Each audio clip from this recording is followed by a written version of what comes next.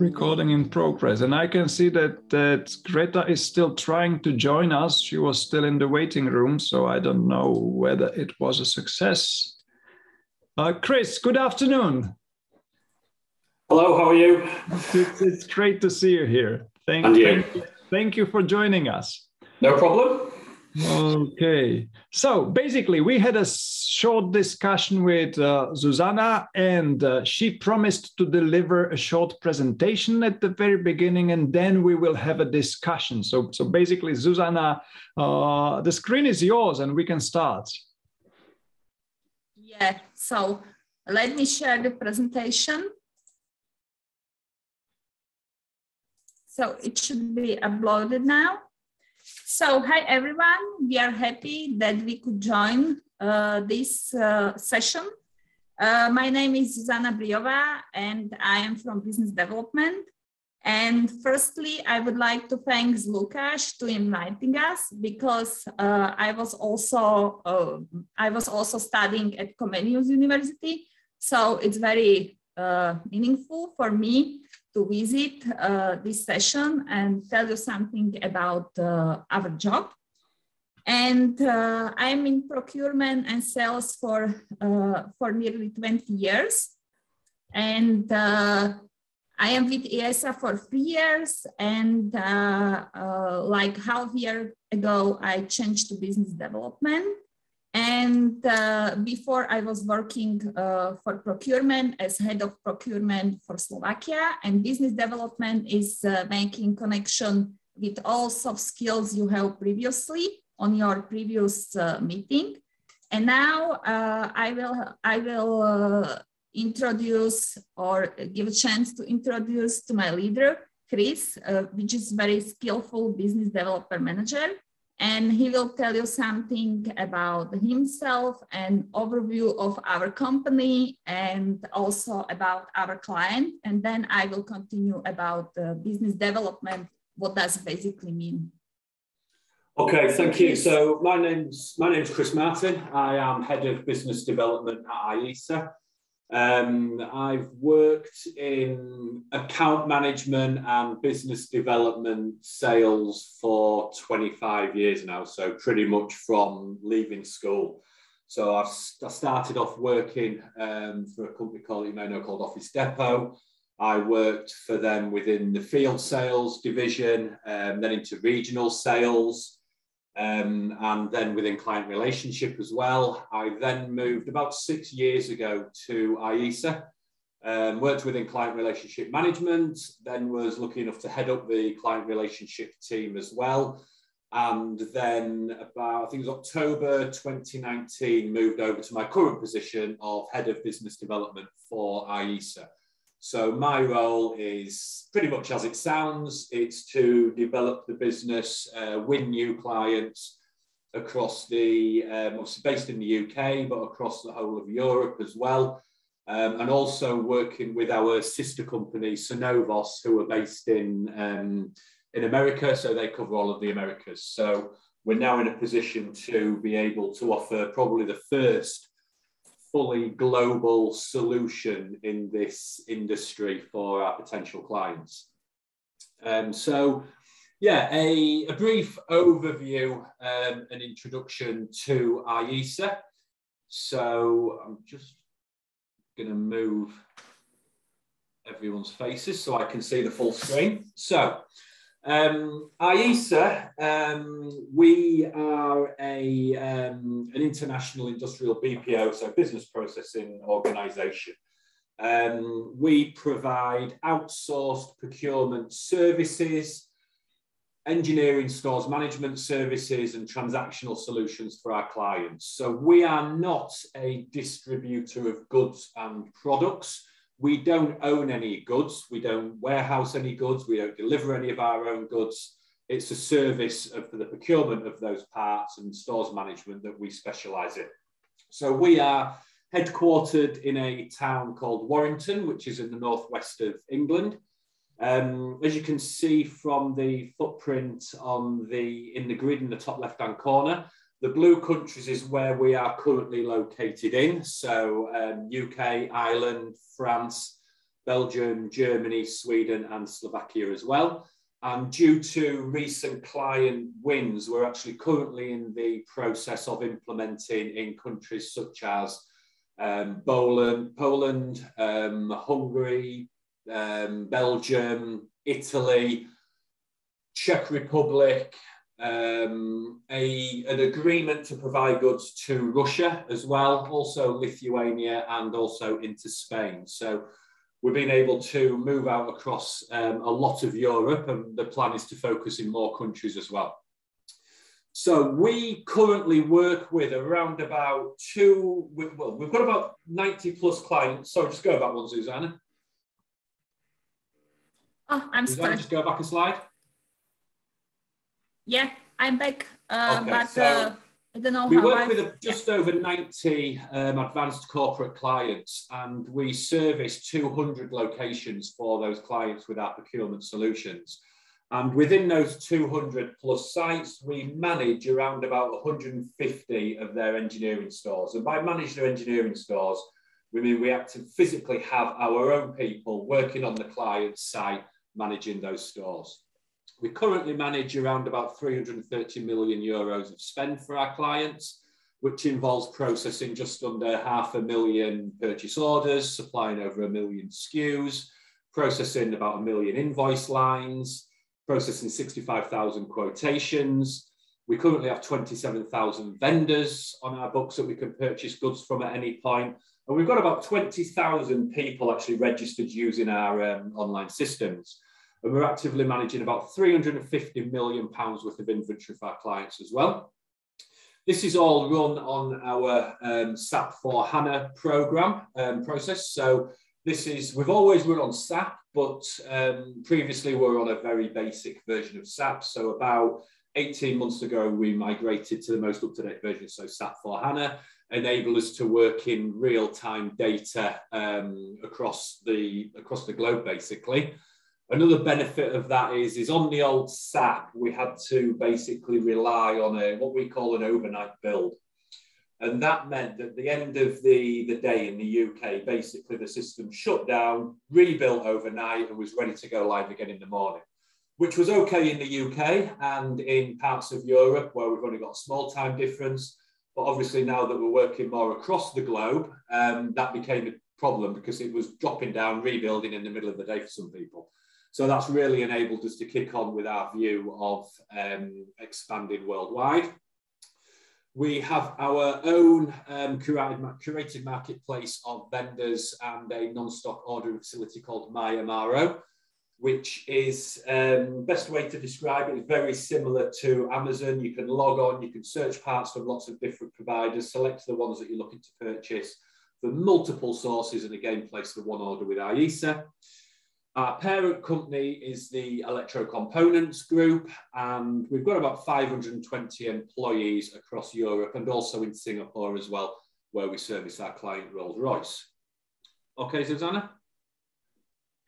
Okay, so next is ISSA Clients. Yeah, so this is it's a small snapshot of some of the clients that we are working with. So there's some well-known names and brands and companies within there that we've been working with for a lot of them for quite a long period of time. So there's a lot of those well-known companies have seen the benefit in what ISSA can deliver and have gained the benefits of the savings in cash value, but also in process and efficiencies and things like that.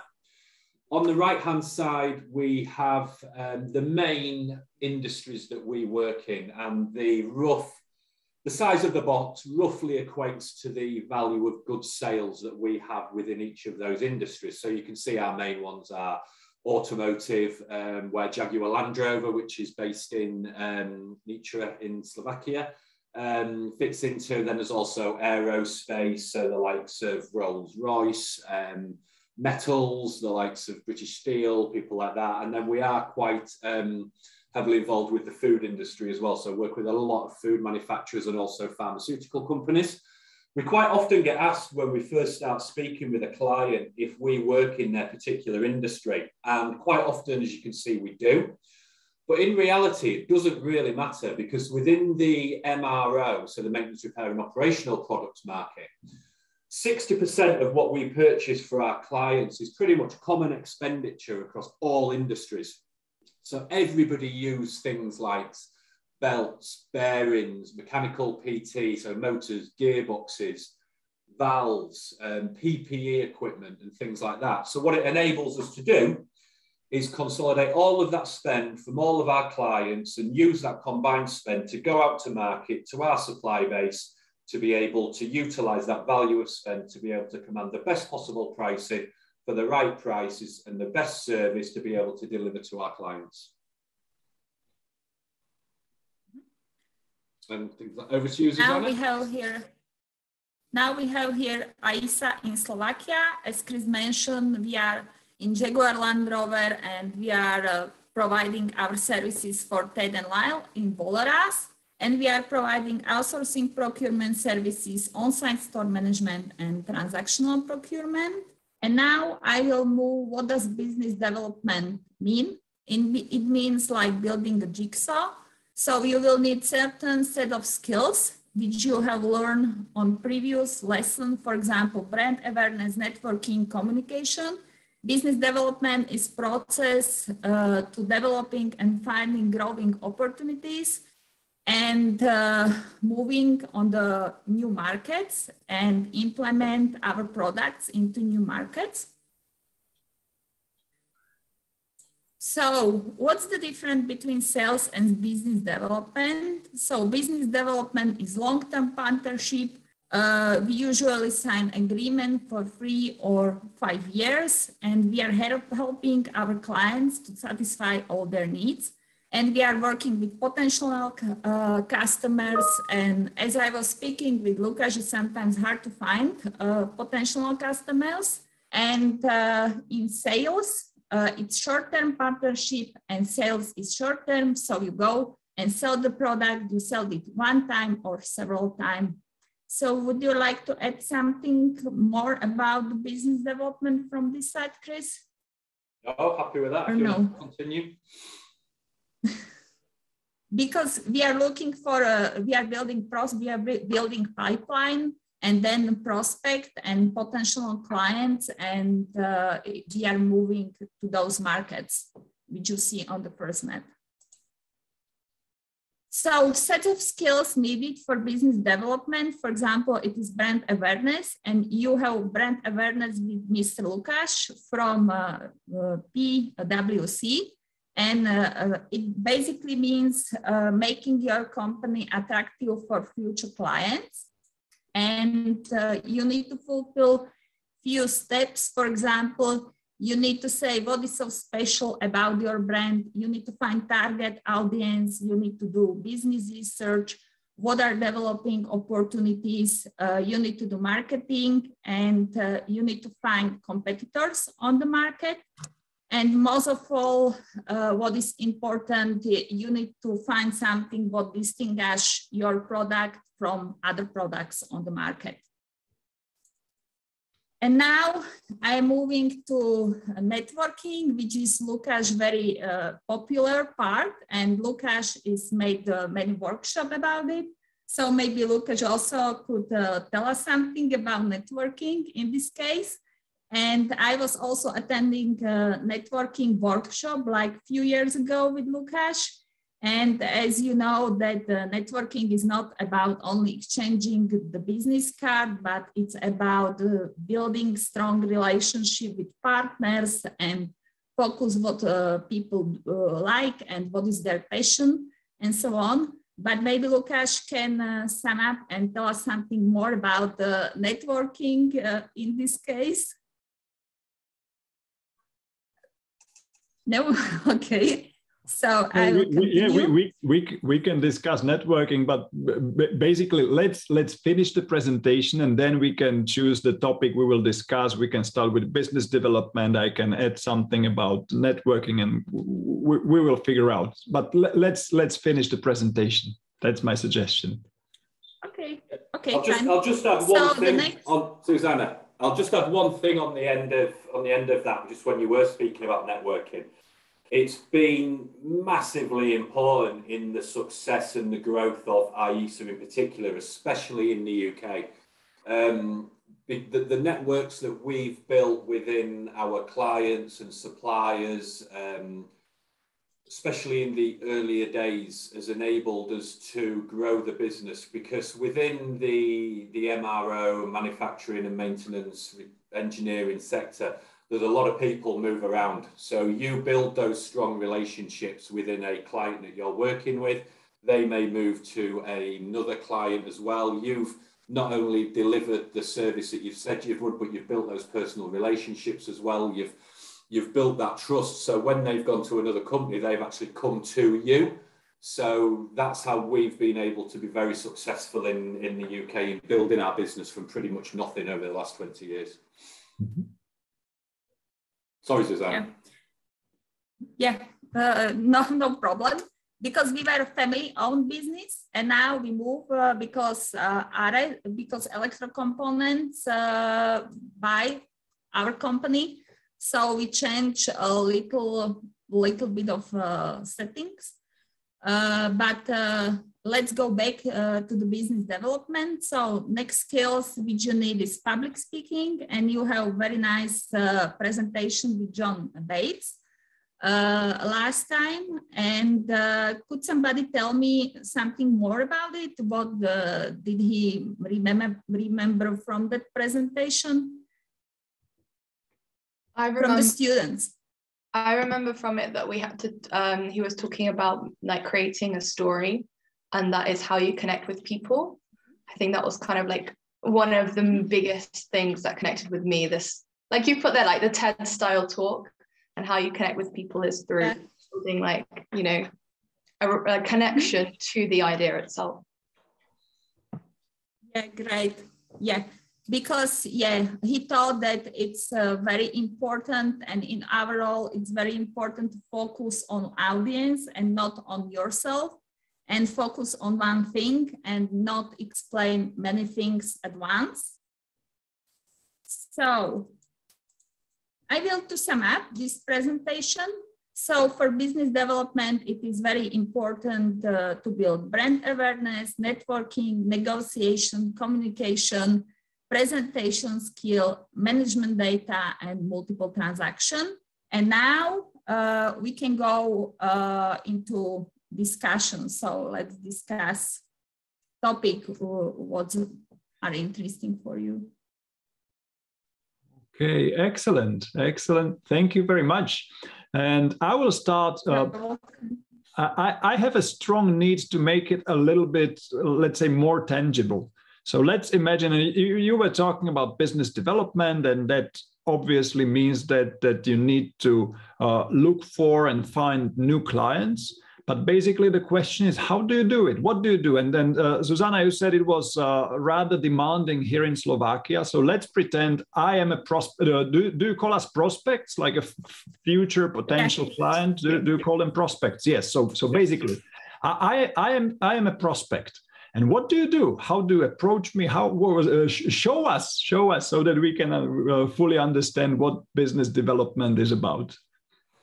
I think this is the hardest part of the whole business development process, is not necessarily identifying the potential clients, but making that initial contact with a key decision maker. So first of all, starting from the very beginning, to identify clients, there are different options there's Google searching for manufacturing locations within certain regions. We subscribe to a lot of news publications so somebody may be building a new plant, extending a plant, then obviously they would be of interest to us. It may be something as simple as you drive past a lorry on the motorway and it's a company that makes goods. And all these names from all of these different sources would come into a central pipeline document. So a full list of all prospects.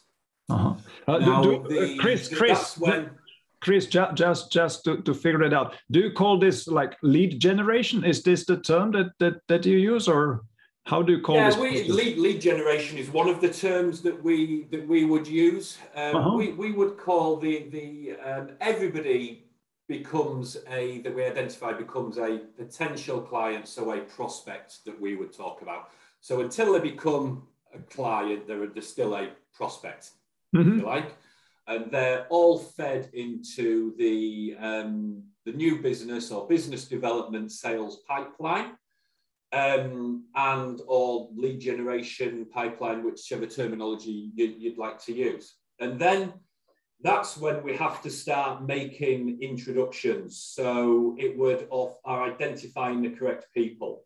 Now, something like LinkedIn comes in very useful for being able to identify people within organizations. We would search for people like MRO category managers, indirect procurement leads, indirect procurement directors. We would also search for people such as engineering managers, plant directors, finance directors, and people like that. Because what we sell and the contracts that we sign tend to be they're outsourcing part of their business. So it's a serious commitment and sometimes quite a big change for them. So it tends to be at a senior level that we need to integrate with. So once we identify that person, it's a case of trying to actually get to speak to that person. So we have, we've got a team in the UK, and it's basically their job to do all of that difficult, hard work of constant LinkedIn messages, emails, phone calls, sending out literature and things like that, to try and spark that interest and be able to actually speak to that person. We'll also try and get in via different ways as well, if you like. So maybe recommendations from clients that we're already working with, that they may well have relationships with other businesses. We could even, it's a little bit more field sales, but actually turn up at the reception and actually try and get to that, speak to that person. And it's just all those different ways of trying to get their attention and make them, one, aware of us and what we can do. We've actually developed a very short, quite basic and simple video of what we do that really sums it up in about 2 minutes, that somebody can click on, watch, and hopefully that will spark their interest. Because quite often you find, if you send pages and pages of PowerPoint presentations and PDF information and things like that, it doesn't get read. So even with the best intentions, they may look to read it later on, but in reality, they never ever get time to sit down and digest that amount of information. So that I always say is the hardest part of the process. So we actually target the business development managers like Zuzana and our business development executives in the UK. We've got a KPI target of making 3 new appointments per month, which doesn't sound a lot, but the work that's generated and needed to be able to secure these appointments, it's actually quite still a stretching target. And obviously when we're looking at, I would say the minimum time it takes us from first conversation to signing a contract would be about 12 months. So it's quite a long process that we have to go through. And our minimum value for a contract would be around about €1 million. And we've got contracts that are going to 60, 70, 80 million euros. So it's the large contracts that take a long time to go through the process, but also a long time to maybe initiate and gain that relationship with the key decision makers as well. So basically you are saying that the sales cycle is rather long. You yes. said a year-long process. Yes. Let's start with the beginning. And do you do something that they call cold calling? Do yes. you use cold calling? Could you explain a little bit more, because I don't know whether students have heard this term, cold calling. So what is it about? Okay, so yeah, very similar to what I've just been saying. It's the hardest part. So cold calling is where you are trying to make contact with somebody or an organization that you've never spoken to before. So it's that trying to initiate that initial conversation where you have a chance to present your business and your solution to them. It takes all different forms. In my first part of my career, when I was in field sales, it was a case of getting a bag full of catalogues on my back and walking around the city centres and trying to speak to receptionists and get them to speak to me about buying a box of paper and things like that. Obviously, what we're doing now is a lot more complex, but the process and the aim is still exactly the same. So it's unlikely that you're going to be able to turn up somewhere, speak to a receptionist, and the FD has got time to speak to you there and then. Although it has happened, it's much more likely that it's going to be via something like LinkedIn. So messages via LinkedIn. It's going to be emails that hopefully catches their attention. It's if we can get a phone number, a direct mobile number for the person, that's like gold, because that's straight to them and it rings, it's in the hand. We can also look at things like if we're having trouble getting hold of somebody, you could maybe look to drop down the chain a little bit, and you can go in at a lower level. So you could go in at more of a, if we can't get to a procurement director, you could go into a buyer or a category manager and look to get up that chain that way. But it's always really, really important that when you are cold calling, that you've got that, the ultimate goal is to speak to the decision maker and the key influencer within the business. Because I think within business development and sales, we've all been guilty of believing we're speaking to the right person, investing lots and lots of time in telling them how fantastic we are, going through different exercises, putting together proposals and things like that. And then at the end of it, they'll say, well, I'll have to speak to my manager. And you just feel, I thought you were the person that could make the decision. So it's about identifying that person and going through, I suppose, any means necessary to be able to get in front of that person. This is very, very, yes. I have a question. Do you, is there a specific like team for just like this kind of outreach for these new prospects, or do you each, like as an individual, do you yourself like spend a certain time every month to do that, or is it like a, I don't know, like this goal of 3 new prospects a month? You know, like how does that fit into within ISSA? We do it 2 ways. So within the UK, because we are a lot more established within the UK, and I suppose there's more potential clients that I'm working on, I am lucky enough to have somebody do that for me. So it's the business development executive is responsible, and it's purely their role to do that, identifying clients and making those appointments for me. Within the other regions, so the other regions where we have business development managers is Sweden, so covering Scandinavia, Nordic region, Zuzana, based in Slovakia, covering Central Europe, and then we also have somebody else based in France, because they're the 3 key main regions that we want to expand on within our business plan. And because they're new regions, the business development managers in that area are responsible for basically everything. So identifying, making the appointments, presenting the introduction to ISSA, building proposals and signing contracts, obviously supported by myself and my manager as well as the business development director. But I think it depends from, every organisation probably treats it quite differently, to be honest, but that's how we found it to be successful in ISSA.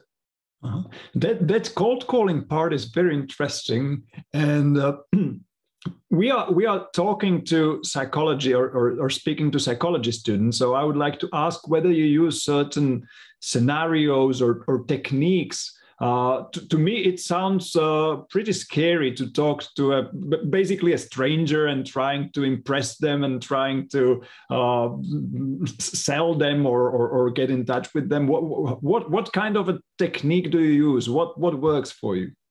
I think there's 2 elements to this. There's almost the psychology-wise, I guess there's there's the piece before you even get to speak to somebody. So it's when you're going through that cold calling activity, you can go for days or weeks, or even, especially during the recent pandemic that we've had, months without actually speaking to somebody. And that can be very challenging, to feel that you're putting in all of that work and that you are not getting any result from it. And I think you've got to be first of all, you've got to be mindful that that can happen.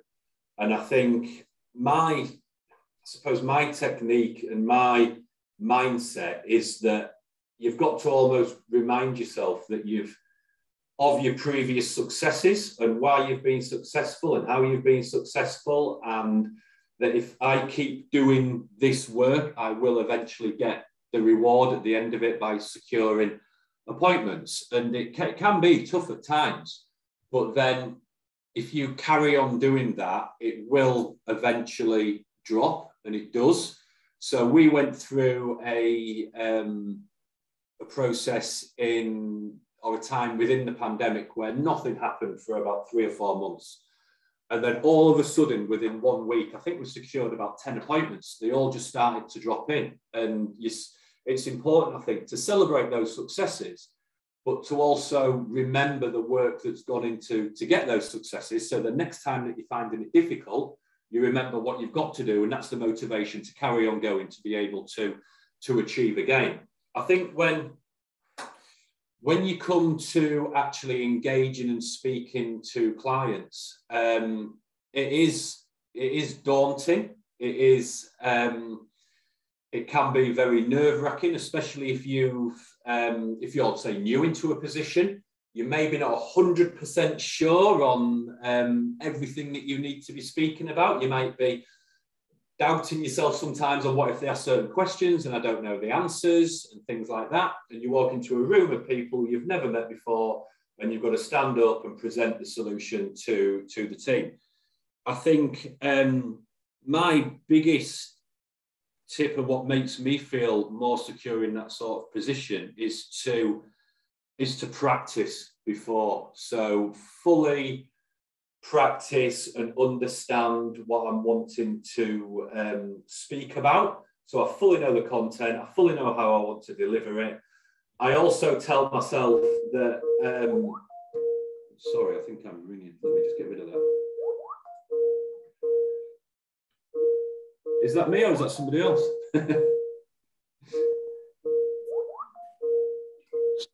Definitely not me. I don't use it.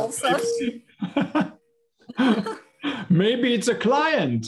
Yeah, maybe. It's new prospect. It's gone anyway. So yeah, so I think what one of the biggest tips I was always given was that remember that no matter who you're speaking to and whatever position they are still a person.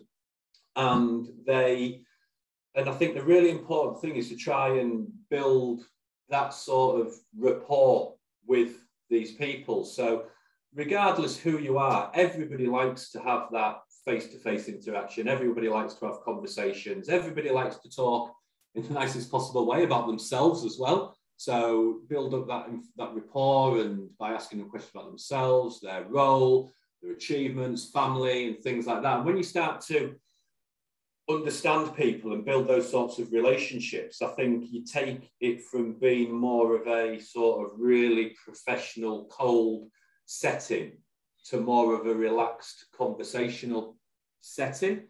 I think that always as well, if you're asked a question and you don't know the answer, what's important to say is I will find out for you. It's a case of take it away, find out, I'll come back to you by Monday. And if ideally you find out the answer, you come back to them by Monday. If you haven't found out, you give them an update and then you come back to them by the next day. And you just manage those sort of relationships going forward by always delivering on what you say.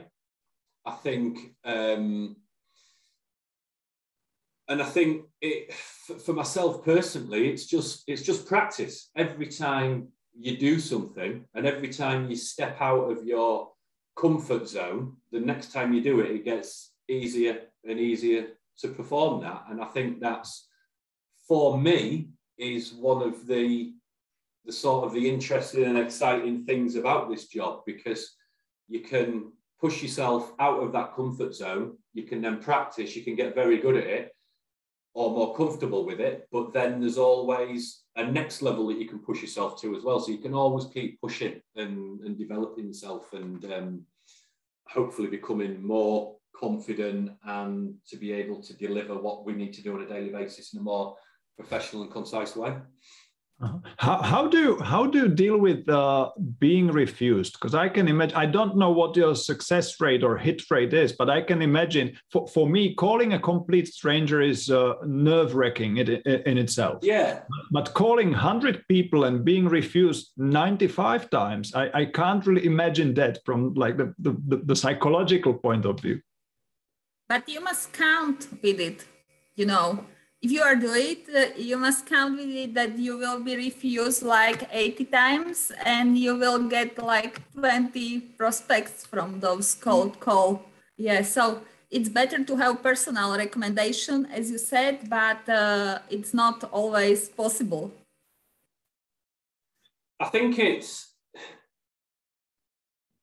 not nice, to put it in a very, very simple term. It's not a nice feeling to feel that you're putting in a lot of work and you're not potentially getting anywhere. And I think it's a role that isn't for everybody. Some people don't potentially cope with that. And there's obviously nothing wrong with that. And they can be very, very successful in other roles within ISSA or within another business. But I think for myself, you've just got to keep telling yourself that if I keep putting in this work, it will get better. And you've got to believe that. And I think you've got to understand that when it is going well and you are achieving the results, it's important to understand what you've done to achieve those results.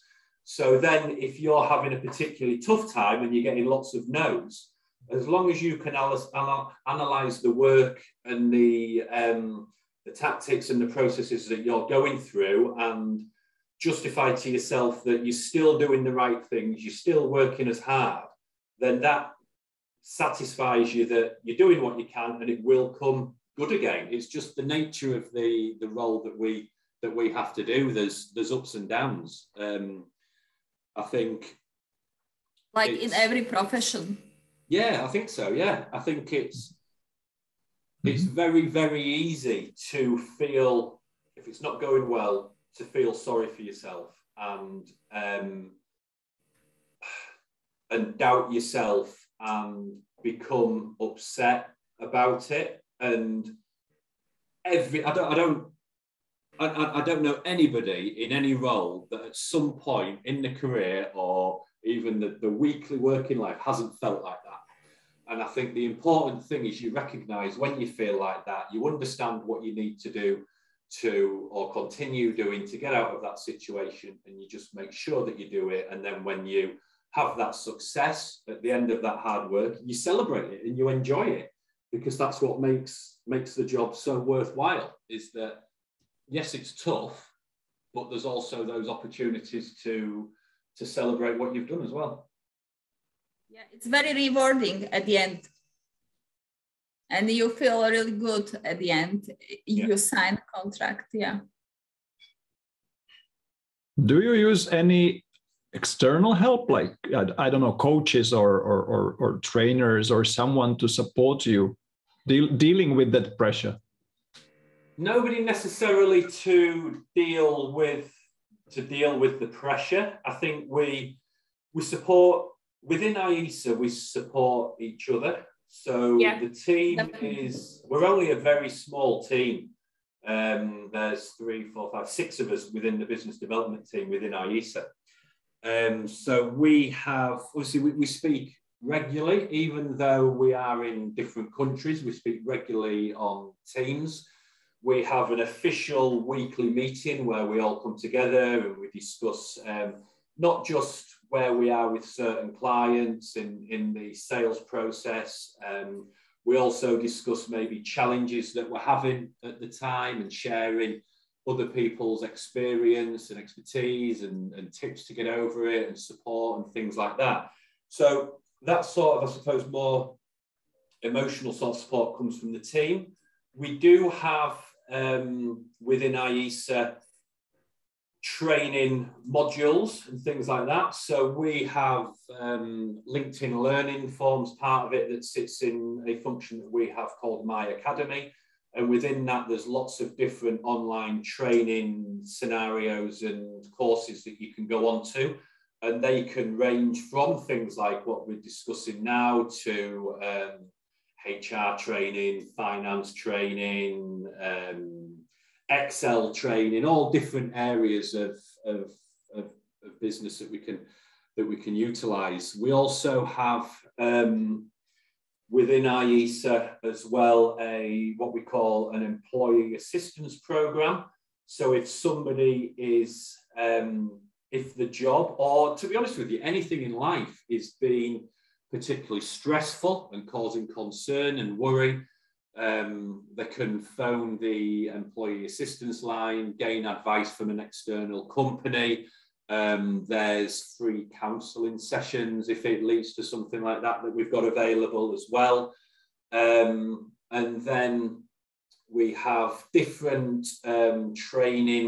group training sessions throughout the year, again in all different areas of business, and business development one of them as well. So I feel that there's quite a lot of support where we work through all of that, and the fact that ISSA, although we are turning over what we're turning, working in the countries that we're working in, we are still, and obviously part of Electro Components, a large PLC, it's still very much like a smaller family business, and everybody does work together, I suppose, for the common goal of not just the business succeeding, but the people as well. Can I ask a question? Yes, feel free. Yeah, I wanted to ask, what are some other skills that are, you think, in your opinion, required to have a job like this? Because as we were seeing in the presentation, it's not just sales. So I feel like it's not only required to be comfortable with who you are and being, a good speaker. You also need to have some other financial skills or knowledge or something like that. So yeah, definitely. What do you think? What else is necessary? And also another thing for later, what do you think is the worst part of your job? Okay. So the skills that we would need. So yeah, there's obviously those networking skills. There's the ability to make contact with the right person. But once we've made contact with the right person, obviously we've got to display that we are professionals. So we've got to have a understanding of obviously our marketplace is the indirect procurement. So we've got to understand the marketplace. We've got to understand who our competitors are, what their strengths and weaknesses are. We've got to be able to speak with the client in a way to understand what they are looking for, what would be an improvement to what they've currently got. So I'll always start speaking about and questioning on things like what do they like about their current provider at the moment, because that tends to open them up and they tend to talk about things more freely then. So they'll talk about what they like and I'll sort of make notes on that. Then I'll start to ask questions about if you could have anything else involved in the service, what would it be? And so then start to maybe talk about other areas, what we could do. I'll make notes of that. So it's remembering to answer sort of open questions to get more information from them rather than the yes and no answers. Make notes of it. I'll then come back to them and this is quite a long process, so I'm just very summarising. But I'll talk to them about obviously match what they're currently enjoying from the current supplier to what we can do and potentially how we could improve on that, but then also the gaps and what else they're looking for and how we can help them with that. So I'm building a sort of a picture of what we can do rather than just telling them what we do, how we do it, I'm trying to link it into what they enjoy currently and what they want in the future. So I'm meeting their needs. Then I would suppose that the next stage of it is when we start to request data and information from them. So you've got to be able to understand that procurement data that they send through. You've got to know how to analyze the data.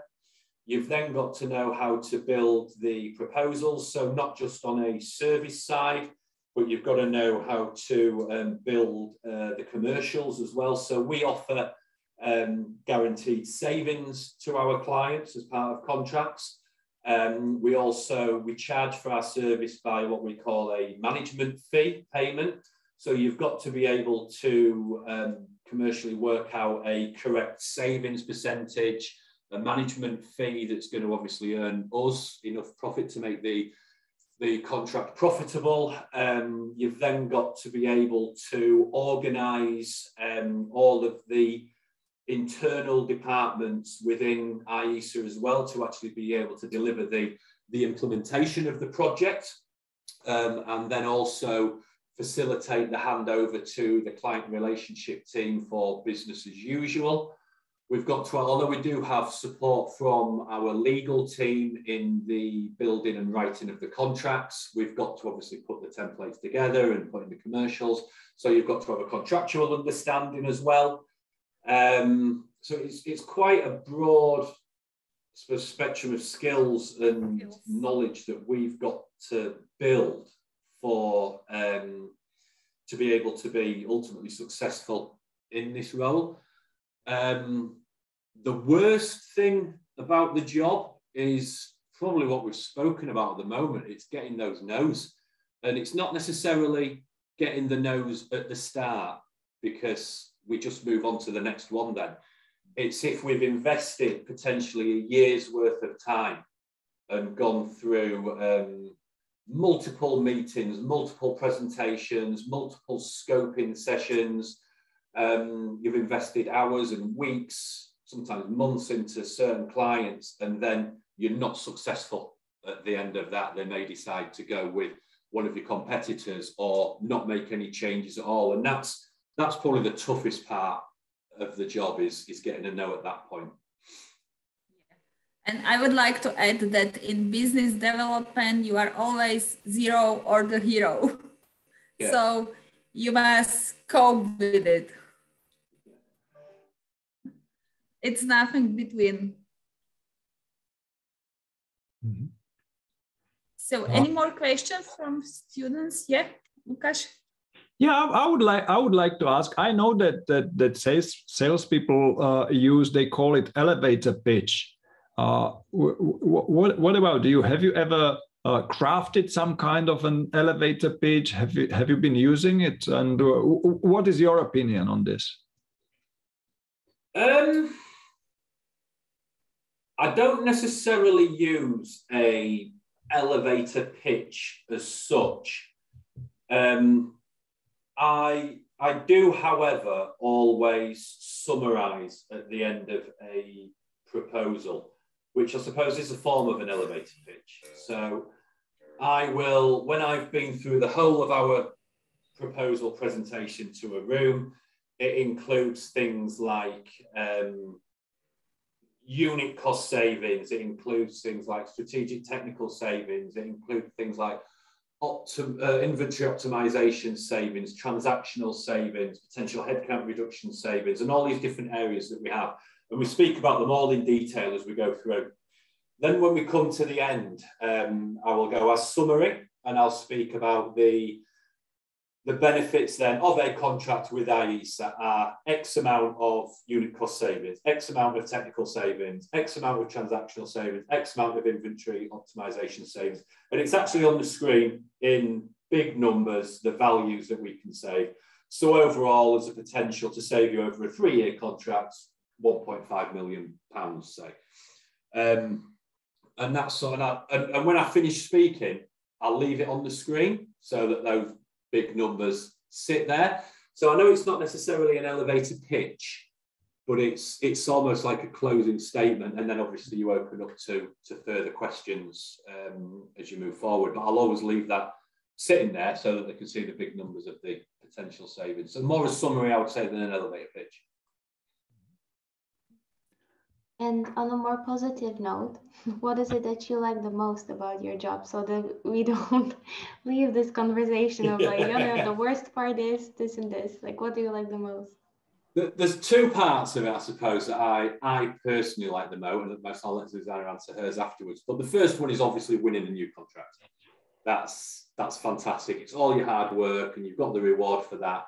But that's obviously short-lived, because you can celebrate it that night, and in the morning you're on to everything else again. But that is, I suppose, ultimately why we do this job, for those successes. I would say the other part of it, and I think it's equally enjoyable, is meeting new people. It's going to new places. It's building those relationships with people. And I think that's been emphasised and highlighted so much more over the recent pandemic, when we've all been stuck in our offices and studies at home and speaking through screens and things like that. I think actually the ability to get out and meet somebody face to face, get to know them, and have that social interaction, if you like, is I think it's a massive part of the job.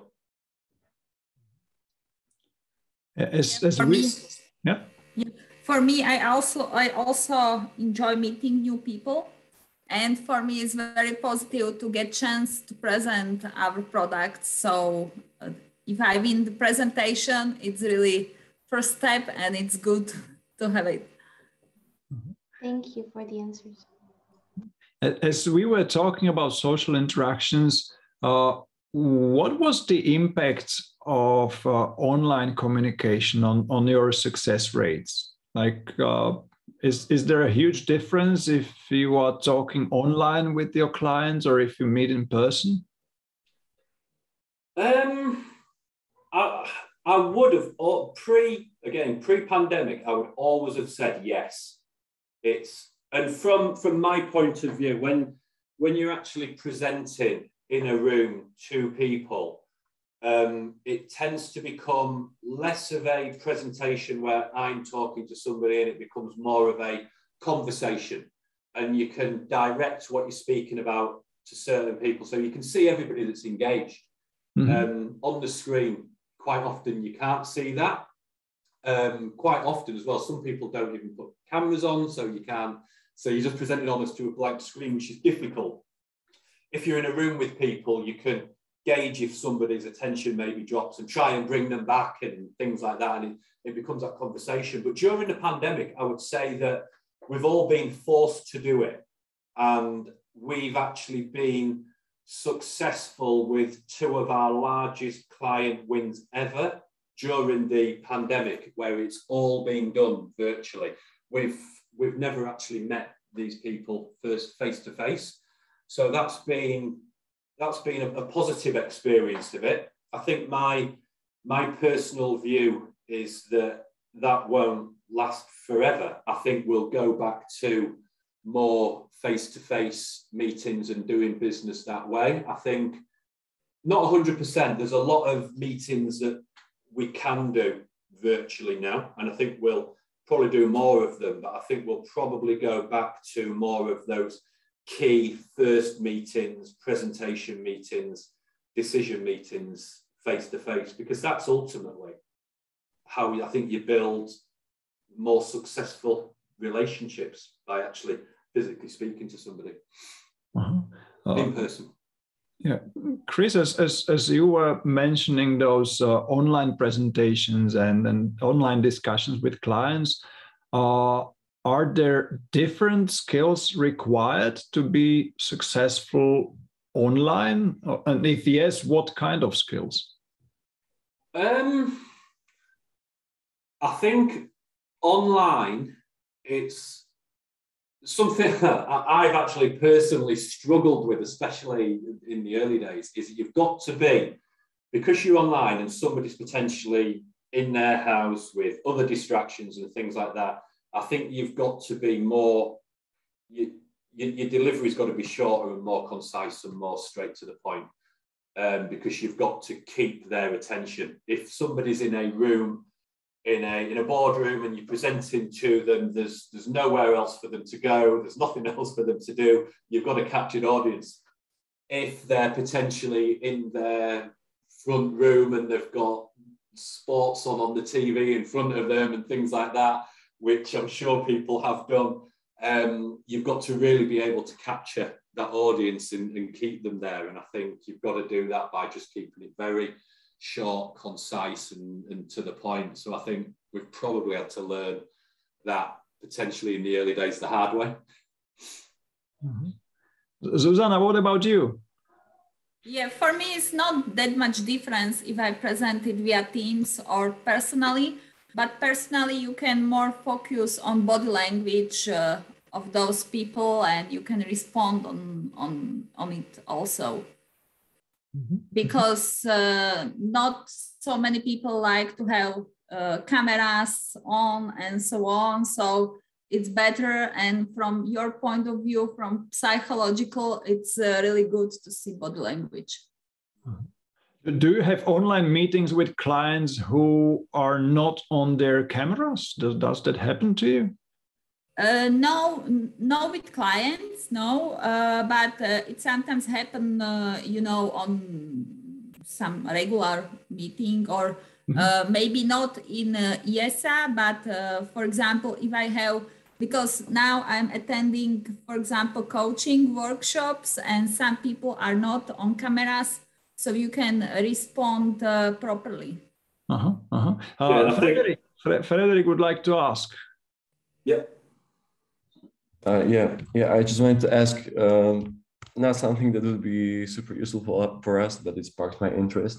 I saw that in your clients you had companies like Rolls-Royce and AstraZeneca, and I imagine that they require very specific and maybe sometimes exotic materials. So I just wanted to ask, like, what does it look like procuring maybe rare or exotic materials to like aerospace companies or pharma companies?